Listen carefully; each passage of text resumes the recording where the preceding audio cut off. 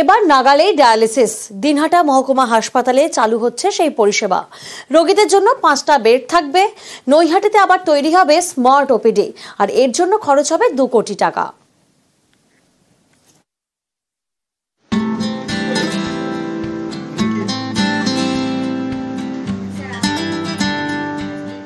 কোচবিহারের দিনহাটা।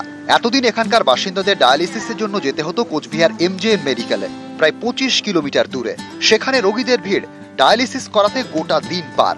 এবার সেই হয়রানির দিন শেষ। দিনহাটা মহকুমা হাসপাতালে চালু হলো ডায়ালিসিস পরিষেবা। হাসপাতালে নতুন বিল্ডিং এ চালু হয়েছে ডায়ালিসিস ওয়ার্ড। 5টি বেড, 24 ঘন্টা পরিষেবা মিলবে। পশ্চিমবঙ্গ সরকারের উদ্যোগে সম্পূর্ণ বিনামূল্যে 5টি বেডের ডায়ালিসিস ইউনিট 24 ঘন্টা চলছে। বিভিন্ন ধরনের ক্রনিক কিডনি ডিজিজ এবং বিভিন্ন ধরনের ক্রিটিক্যাল মেটাবলিক ডিজিজের ক্ষেত্রে, এমনকি বিভিন্ন আঘাতেও মানুষ সম্পূর্ণ বিনামূল্যে এই পরিষেবা পাবে। আমাদের যানবাহনের থাকলে খুব ভালো হতো। আমার তো অসুবিধে হয় কুচবিহার যাওয়া, এখানে হইলে ভালো। 4 ঘন্টা আসছে। উত্তর 24 পরগনা নৈহাটি স্টেট জেনারেল হাসপাতাল। এখানে চালু হবে স্মার্ট ওপিডি। সেই কাজের সূচনা হলো বৃহস্পতিবার। স্মার্ট ওপিডির জন্য খরচ হবে 2 কোটি টাকা। ব্যারাকপুরের তৃণমূল সাংসদ পার্থ ভৌমিক সাংসদ তহবিল থেকে এই টাকা দিচ্ছেন। নতুন বিল্ডিং এ হবে স্মার্ট ওপিডি। এক ছাদের নিচে মিলবে সব ধরনের পরিষেবা। রোগীদের সব তথ্য থাকবে কম্পিউটারে। অনলাইনে অ্যাপয়েন্টমেন্টের ব্যবস্থা। চিকিৎসকদের একাংশের দাবি, এই স্মার্ট ওপিডি তৈরি হলে নৈহাটি, ভাটপাড়া, জগদ্দল সহ আশপাশের এলাকার বাসিন্দাদের সুবিধা হবে। প্রথমে তো বাড়িটা তৈরি হবে, তারপরে যন্ত্রপাতিগুলি বসবে, কম্পিউটার বসবে, তার কানেকশন তৈরি হবে। আমাদের স্টাফেদের যারা কাজ করবেন তাদেরকে ট্রেনিং এর ব্যবস্থা করতে হবে। সমস্তটাই ইলেকট্রনিক্যালি হবে। এটা প্রথম এই মডেল। তাহলে তো আমাদের খুবই ভালো হয়, সবার মঙ্গল হোক, আমাদের আরো উন্নতি হলে আরো ভালো লাগবে। আমাদের আরো বাইরে যেতে হবে না, এখান থেকেই আমরা দেখাবো। নৈহাটি থেকে অরুণ ঘোষ এবং দিনহাটা থেকে শুভঙ্কর সাহা, নিউজ 18 বাংলা। 150 বছরের পুরসভায় প্রথম ডাম্পিং গ্রাউন্ড। বাঁকুড়ার বিষ্ণুপুর পুরসভার ডাম্পিং গ্রাউন্ড তৈরির কাজ শুরু হচ্ছে, আর এর জন্য বরাদ্দ করা হয়েছে 4.5 কোটি টাকা। দুর্গাপুজোর আগে কাজ শেষের টার্গেট রয়েছে।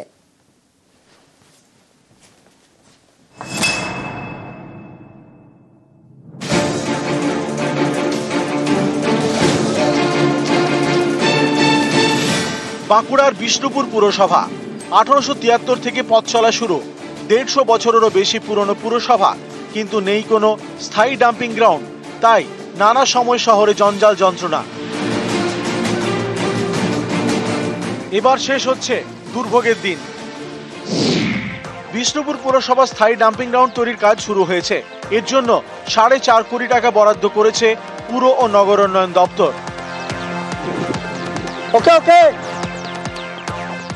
বিষ্ণুপুর পুরসভার গা ঘেঁষে বেলছুলিয়া গ্রাম পঞ্চায়েত। এখানকার ময়রাপুকুরে 5 একর জমিতে শুরু হয়েছে ডাম্পিং গ্রাউন্ড তৈরির কাজ। পুরসভার দাবি, এই ডাম্পিং গ্রাউন্ডে আবর্জনা থেকে তৈরি হবে জৈব সার। এতে কর্মসংস্থানও হবে। পশ্চিমবঙ্গ সরকারের রাজ্য নগর উন্নয়ন দপ্তর এবং প্রশাসনের যৌথ উদ্যোগে বিষ্ণুপুর একটা স্থায়ী ডাম্পিং গ্রাউন্ড পেল এবং তার কাজ শুরু হয়েছে। 5 একর জায়গার উপরে এই ডাম্পিং গ্রাউন্ড তৈরি, যেখানে সেই জায়গা থেকে জৈব সার তৈরি হবে। স্থানীয় মানুষজনের যেমন কিছু কর্মসংস্থান হবে, তার সঙ্গে স্বনির্ভর গোষ্ঠীর মহিলারাও তাতে কাজ পাবে। আমাদের বিষ্ণুপুরে আগে আশেপাশে রাস্তার ধারে নোংরা পড়ে থাকতো, এখন হচ্ছে খুব ভালো। বিষ্ণুপুর শহর পরিষ্কার পরিচ্ছন্ন থাকলে সবাই খুশি হবে, উপকৃত হবে। ভীষণভাবেই খুশি, তার কারণ একটা হেরিটেজ টাউন হচ্ছে আমাদের বিষ্ণুপুর। বহু পর্যটক এখানে আসে। রাজ্য সরকারকে আমরা আমাদের বিষ্ণুপুর বাসীর থেকে আমরা ধন্যবাদ জানাই এত ভালো একটি উদ্যোগের জন্য।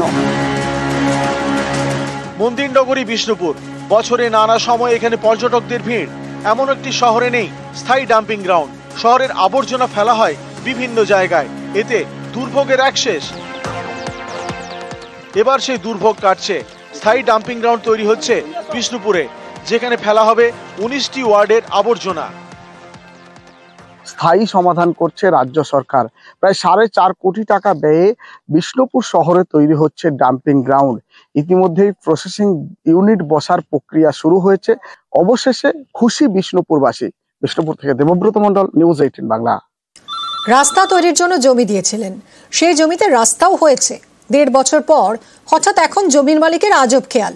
তাঁর এখন মনে হচ্ছে ওই রাস্তার জমি তাদের, তাই শুধু তাদের পরিবারই ওই রাস্তা ব্যবহার করবে, অন্য আর কেউ নয়।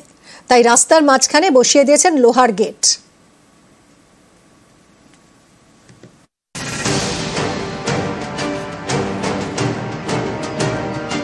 দুটো পাড়ার মধ্যে রাস্তা, পুরসভার রাস্তা, সেই রাস্তার মাঝেই লোহার গেট। এরকম রাস্তা কখনো দেখেছেন? পুরসভার পাকা রাস্তা, তার মাঝে লোহার গেট। এই রাস্তা পশ্চিম মেদিনীপুরের চন্দ্রকোনার ক্ষীরপাইয়ে। এখানকার ঘোষপাড়াতে রাস্তার মাঝে গেট।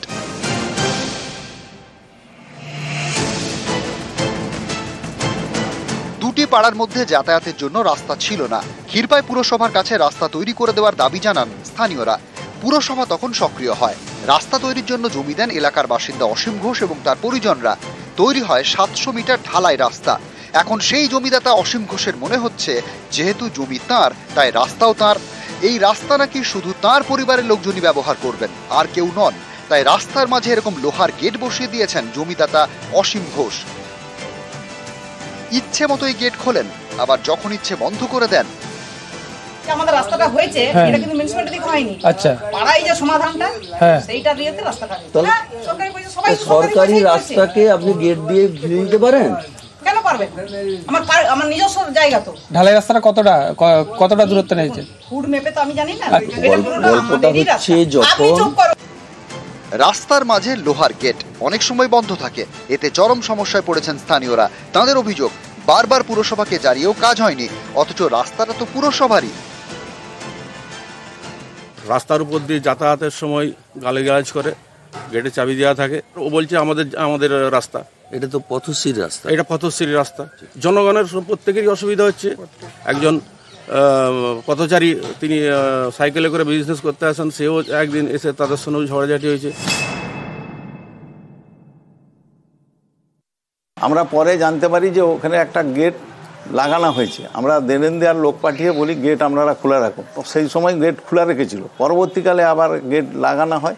অভিযোগ পেয়েছি, আমাদের ইঞ্জিনিয়াররা যাবে এবং ওনাদেরকে আমরা বলবো যে তারা যেন গেট খুলে রাখে। সেই ব্যবস্থা নেওয়ার জন্য আমাদের পৌরসভা থেকে যা উদ্যোগ নেওয়ার আমরা নেব। চন্দ্রকোনা থেকে সুকান্ত চক্রবর্তী, নিউজ 18 বাংলা। তাজপুরে সমুদ্র পাড়ে বেআইনি নির্মাণ, তৈরি হচ্ছে একের পর এক হোটেল। আর এই বেআইনি নির্মাণ রুখতে অভিযান চালায় পুলিশ। বাজেয়াপ্ত করা হয়েছে নির্মাণ সামগ্রী।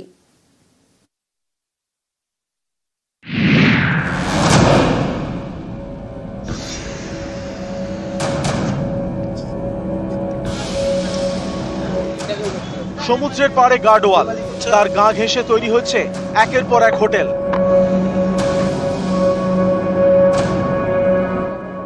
এ ছবি তাজপুরের।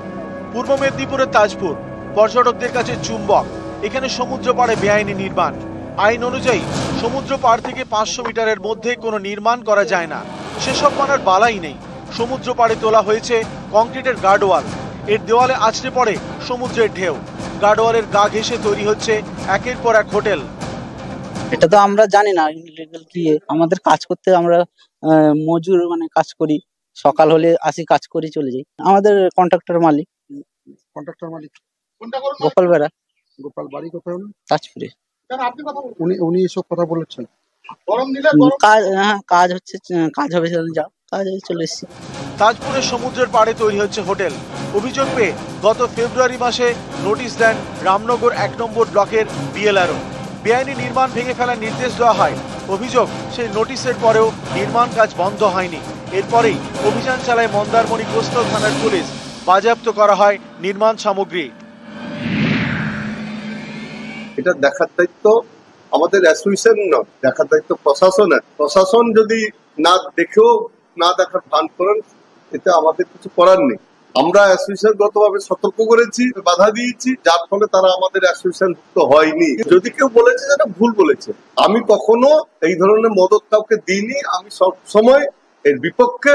সমুদ্রের একবারে কাছাকাছি গাড়োয়াল তৈরি করছেন পরিবারের ব্যক্তি, আমরা তাদের নির্দেশ দিয়েছি এবং আমাদের পঞ্চায়েত সমিতিতে কোনো পারমিশন নেই, অবৈধ যারা কনস্ট্রাক্ট করছে পুলিশ প্রশাসনকে হস্তক্ষেপ করতে বলা হয়েছে এবং আমরা নিজেরাও ব্লক থেকে এবং পঞ্চায়েত সমিতির পক্ষ থেকে আইনগত ব্যবস্থা গ্রহণ করার ব্যবস্থা।